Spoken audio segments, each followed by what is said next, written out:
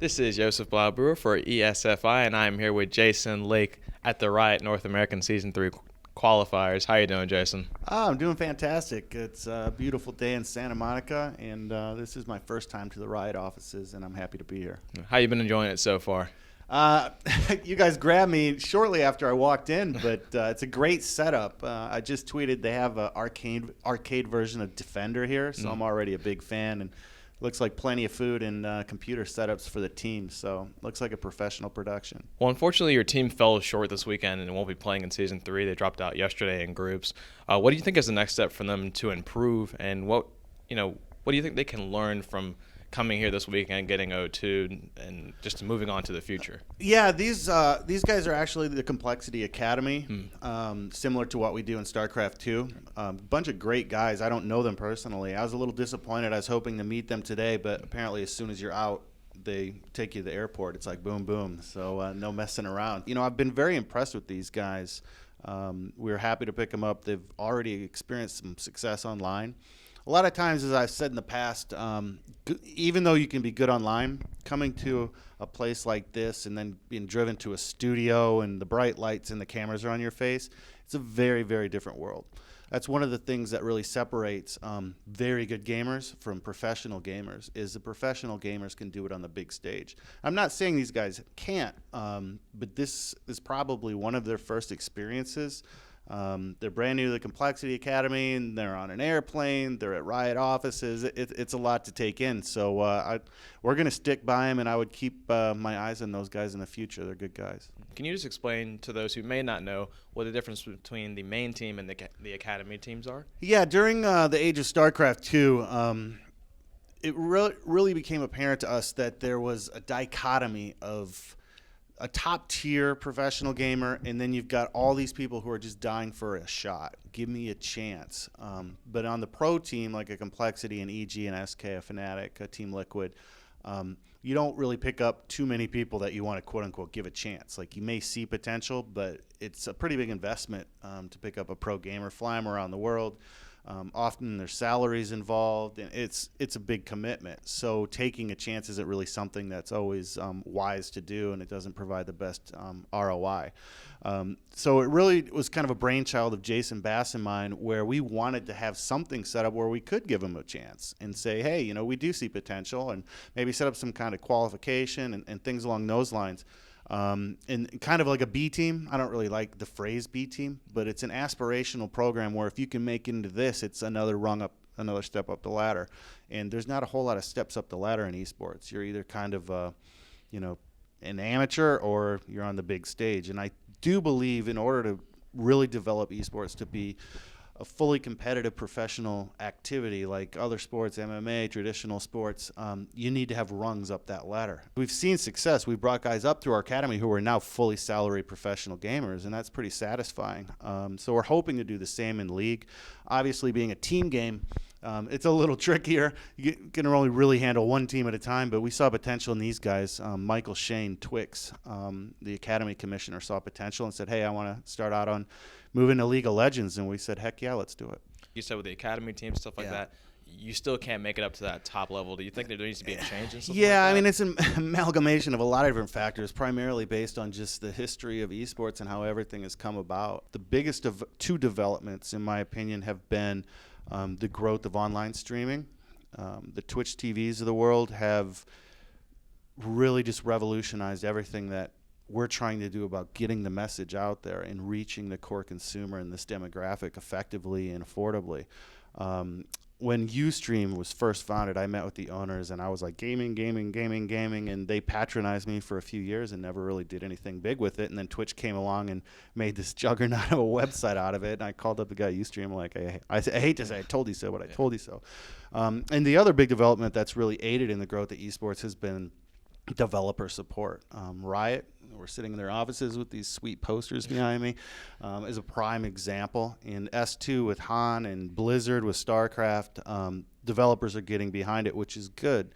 On the other side of the coin is esports as a whole has no coherent organization. It's still a little bit like the Wild West, which is kind of cool because that's kind of the gaming mentality, the kind of F you to the man, flip the bird. But those of us that are older and wiser know that if you really want this to succeed, if you really want to provide viable salaries for more gamers, and you want to make this a true industry, there needs to be more organization. MMA isn't MMA because it wasn't organized properly. And you can go down the list. Even extreme sports, is probably a great example. It did get some organization here and there, but it's just not as hot these days because, in my personal opinion, and I'm not an expert, but they couldn't quite get their act together. So I hope esports gets its act together. Getting older myself and being the founder and CEO of Complexity, we've been fortunate enough to hire wonderful people to help us run the organization. So me personally, I've been speaking with companies for the past few months, and of course, I'll never leave Complexity. It's my child. It's like my third child. But I've been looking for ways maybe I could get involved somewhere else to help make that happen. I've spoken to a few companies that I do think could have a big part of making that happen. Whether or not we'll come to any kind of agreements that would see me working outside Complexity in esports, I don't know. But I do feel the time for me personally has come to try to find a way where I can help the bigger scene beyond just kind of owning one team and mentoring a lot of young people. Looking at Riot and League of Legends, I mean, how many more resources does Complexity want to put into League of Legends as compared to what you guys put into StarCraft 2? It's obviously always subject to budgetary constraints, but the league is amazing. Today there's 127,000 on one of the streams. I think there's two. I didn't check the other stream because I was helping a friend move and then had to hop in the car to come down here.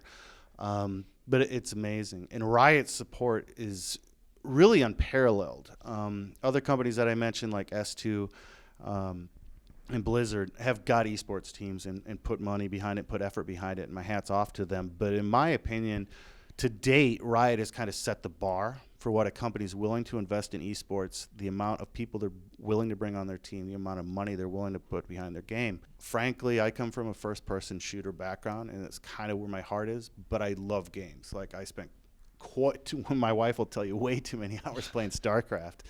I've been spending a lot of time lately playing Firefall, which is in beta. I haven't played a lot of League of Legends because I really don't find I'm good at it, but I'm learning the game better. And in order to truly learn a game, I don't care what anybody tells you, you have to play it. Yeah. I've tried it before. I've tried to learn games like I'll just watch it, I'll figure it out, I'll get the bit. No, you don't truly understand the heart and soul of a game until you play it for a good amount of hours. And that's why they get the viewer numbers they do, is there's so many people playing the game. Frankly, the viewer numbers compared to the active monthly users they get is incredibly small if you just compare the math, but they have so many active players that it's a viable esports on its face. That's kind of what I was telling the Firefall team. If they can build their user base up large enough, you only need 0.00% of that user base to actually watch your game, and you've got a top-tier esport.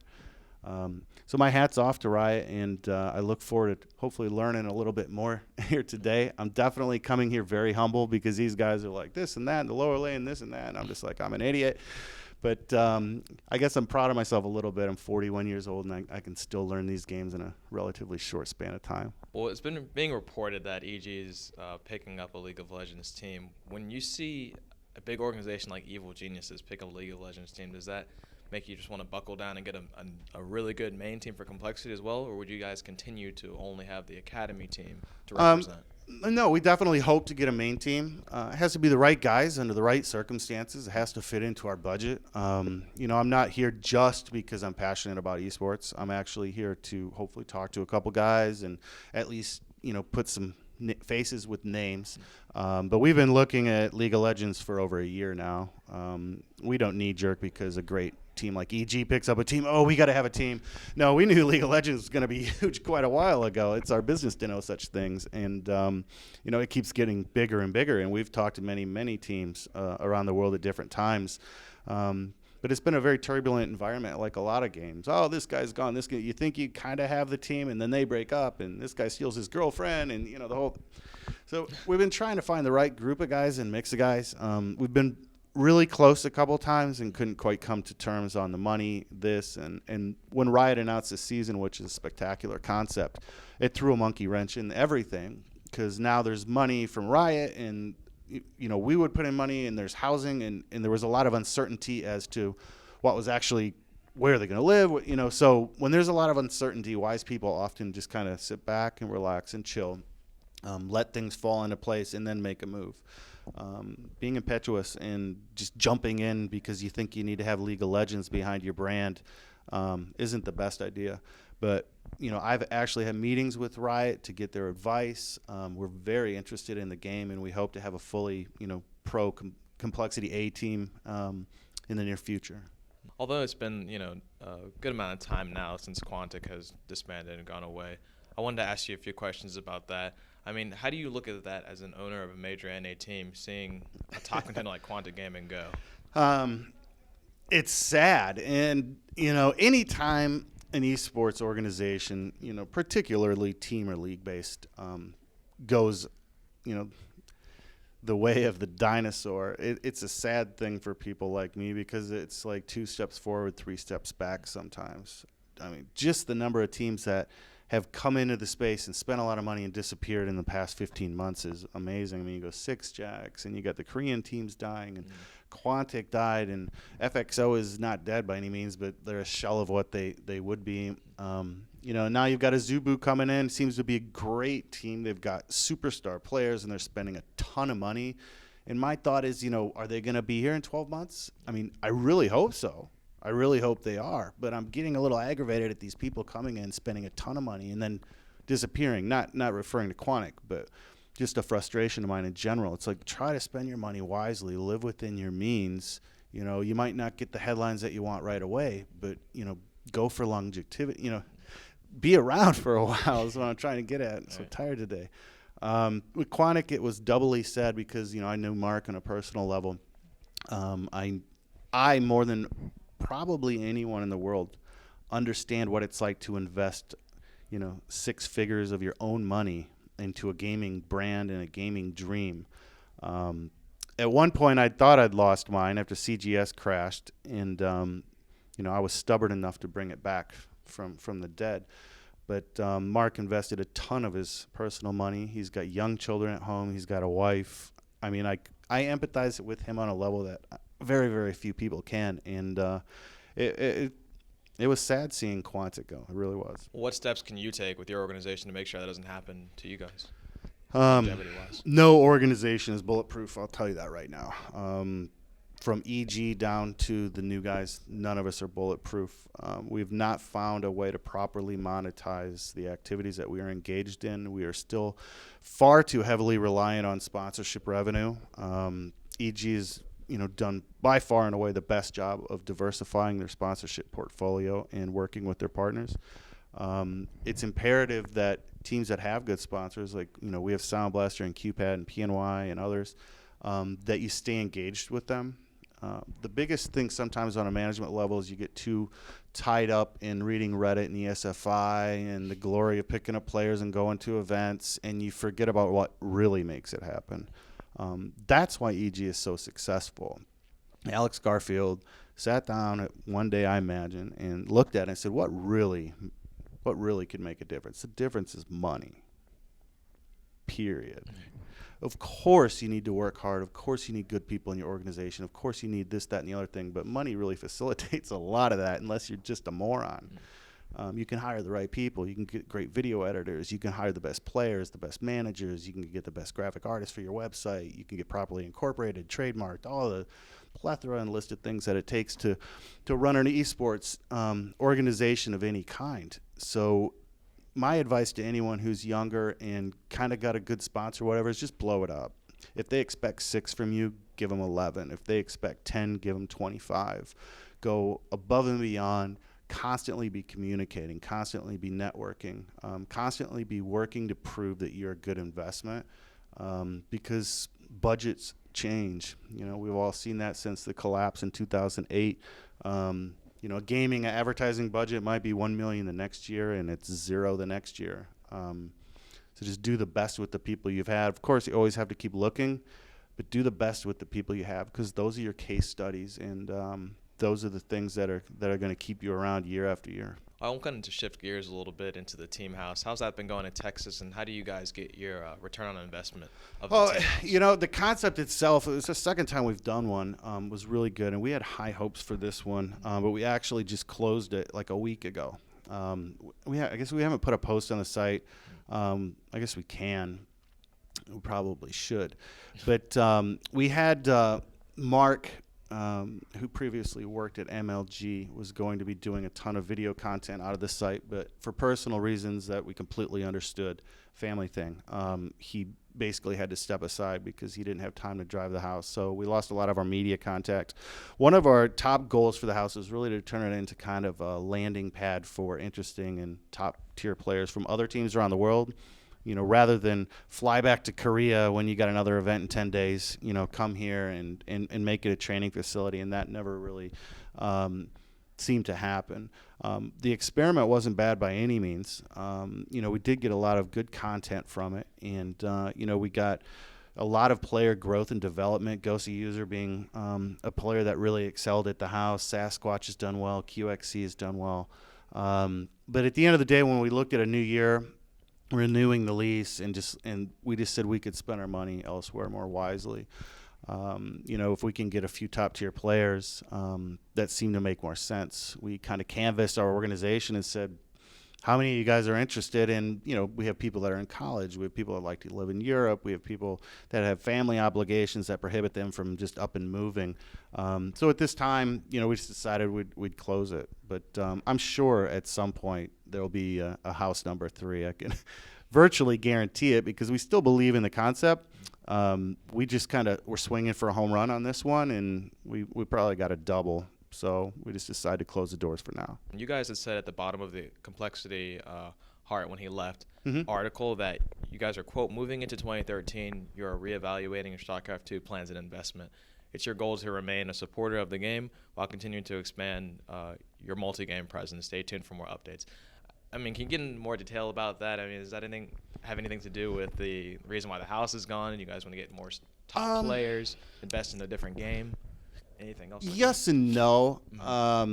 The house in that comment doesn't signify anything more than we feel it's wiser to diversify than continue to sink hundreds of thousands of dollars into StarCraft. We just wanted to kind of reorganize our investment in StarCraft to make it more in line with our goals in multi-gaming in general.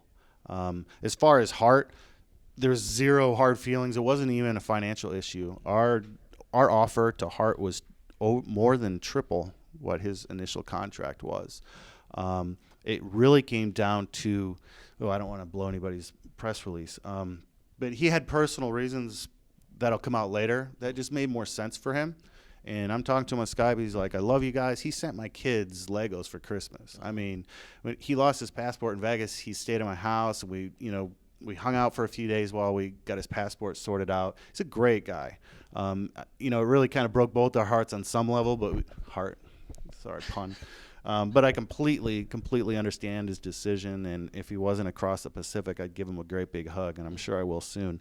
But no hard feelings at all on that, and it wasn't a money issue. Our offer was just as competitive as anyone else's. It was just a lifestyle issue that'll emerge sooner rather than later, but I don't want to, spoil somebody's news. So, well, do you guys have any? I guess what's really the plans for 2013 overall? I mean, last is my final question. I mean, what big announcements other than with StarCraft 2 do you guys have coming up, or anything plans for the future? Right now, surprisingly enough, we don't have any huge announcements that would just rock anybody by any stretch of the imagination. We just want to keep growing what we're doing. We want to do a better job for our corporate partners. We want to continue to expand into other games, because with the dawning of this streaming age, I mean, you're going to have your big boys, League of Legends, StarCraft, et cetera, but there's also a lot of opportunity in other demos. We just went into Call of Duty. were offered the ex-Quantic guys that were incredibly good for Call of Duty, and we said, you know what, that's something we definitely want to do. And we're looking at other games as well that have solid audiences. They're not going to pop 127,000 people watching at the same time, but they have viable audiences to expand our brand presence, to expand the brand presence of our partners, and just diversify a little bit. We've been around a very long time, and I take a great deal of pride in that. If I had $1 for every team-based organization that has died since I started Complexity, it would be a nice stack of dollars. So we're just going to keep doing what we're doing, and thank the good Lord that we're still alive. When things like Quantic come along, it makes you really look in the mirror and be grateful for what you've got. And we're just going to keep doing the best by our fans to try to bring them the best gaming entertainment we can. Well, as always, Jason, thank you very much for the interview. Did you want to give any final words or shout-outs? Thank you guys very much for the interview. I tend to ramble. I'm sure there's people watching this YouTube. Just turned it off 10 minutes ago. Shout out to my business partner, Jason Bass, all our management staff, Complexity, all our fans. Thank you very much. We've gone through different games, and the irony of us being so old is I'll bump into people at shopping malls sometime that be like, "Are you Jason Lake?" And I'll be like, "Yeah." He's like, "Dude, I used to love you when I played Counter-Strike." He's like holding his daughter and stuff. Many of our fans have grown up, believe it or not. They've grown up, or they're at a period of their life where they're not jamming on esports 7 days a week. But we have different fans across many different games and across many different years, and we appreciate you guys. And of course, to our sponsors, Sound Blaster, QPad, PNY, Nation Voice, all the companies that we work with and that have supported what I call the Complexity dream for nearly a decade now. We might be a little quieter and not kicking as many chairs these days, but we're still just as passionate about gaming. And if you're looking for a gaming home and want to follow people that really care, we'd love to have you. And hopefully when the timing is right and the chips fall into place, we're going to have a League of Legends team, and we'll be honored and super excited to be part of that community as well. Great. Thank you very much. Appreciate it. Thanks.